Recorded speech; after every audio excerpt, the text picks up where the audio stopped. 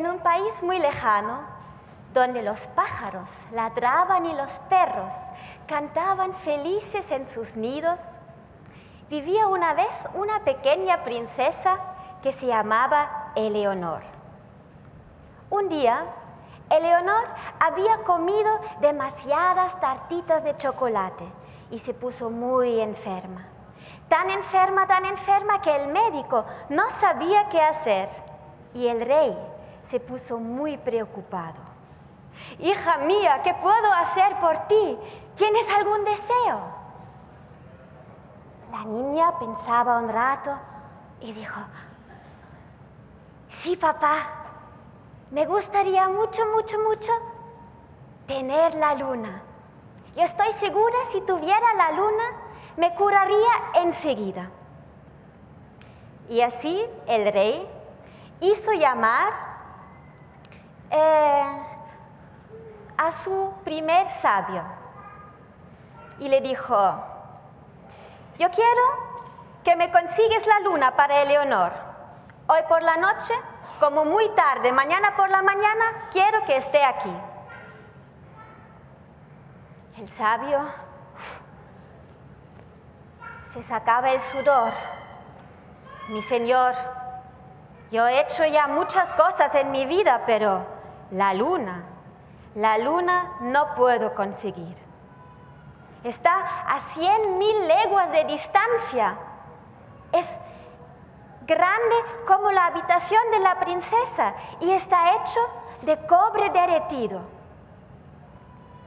El rey se puso muy enfadado, echó al sabio y hizo llamar al mago.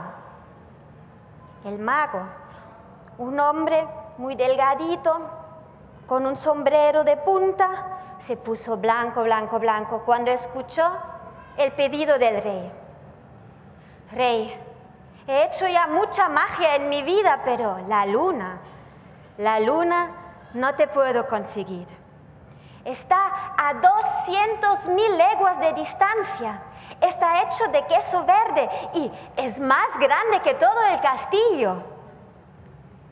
El rey se enfadó aún más, echó también al mago e hizo llamar al matemático. «Matemático, tú seguramente me puedes conseguir la luna, ¿verdad?» «Mi rey, me siento muy honrado, pero la luna, ni yo te puedo conseguir la luna. Está a 300.000 leguas de distancia. Es más grande que todo el reino. Es redondo como una moneda y encima está pegado en el firmamento como un chicle. Nadie le puede sacar de ahí». El rey estaba decepcionado. «Nadie me puede ayudar.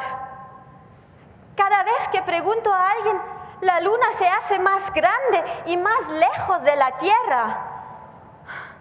Bufón, tócame una canción, pero una muy triste». El bufón, que había estado ahí todo el rato y había escuchado toda la conversación, le dijo a su señor: «Mi rey, todos vuestros hombres son muy sabios y si ellos dicen lo que dicen, tiene que ser cierto. Pero si eso es verdad, entonces la luna tiene justo el tamaño y la distancia que cada uno de ellos se imagina. Pero, ¿cómo se imagina la princesa la luna? Porque eso es lo que realmente importa. La voy a preguntar». Y antes que el rey pudo decir una palabra más, el bufón se había ido saltando a la habitación de la princesa. Eleonor estaba tumbada en la cama, pero se alegró mucho al ver al bufón. «¿Me trajiste la luna?»